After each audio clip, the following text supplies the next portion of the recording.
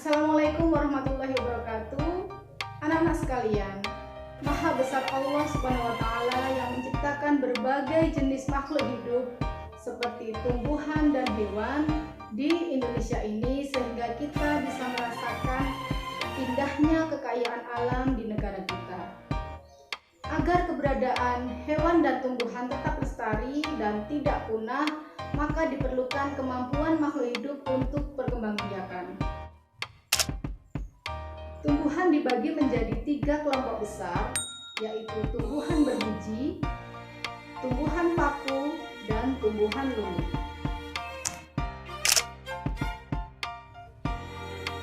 Tumbuhan berbiji dibedakan menjadi 2, yaitu tumbuhan berbiji tertutup dan tumbuhan berbiji terbuka.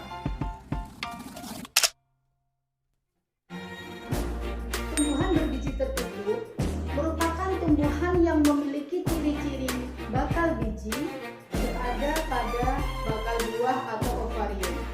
Contohnya tumbuhan mangga, tumbuhan kelengkeng, tumbuhan rambutan, dan sebagainya.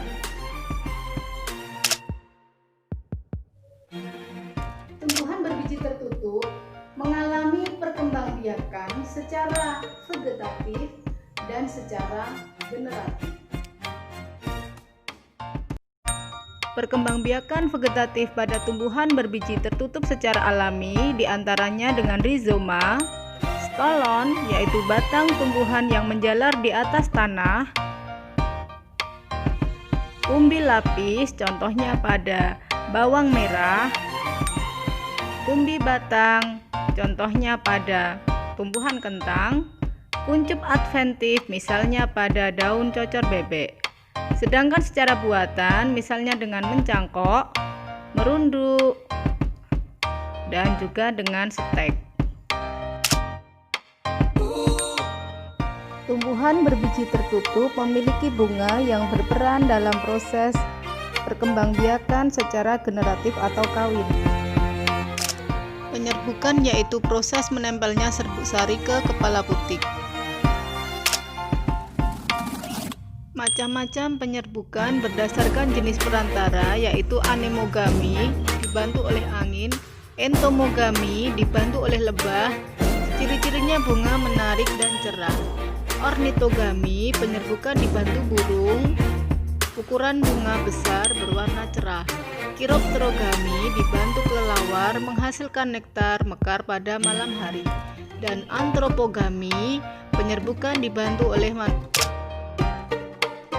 Setelah penyerbukan, selanjutnya tahap pembuahan, yaitu setelah serbuk sari melekat pada putik, serbuk sari menyerap air dan berkecambah membentuk bulu serbuk sari.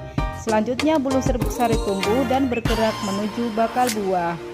Kemudian inti sel generatif dalam bulu serbuk sari akan membelah menjadi 2 inti sel generatif berkembang menjadi 2 inti sel sperma.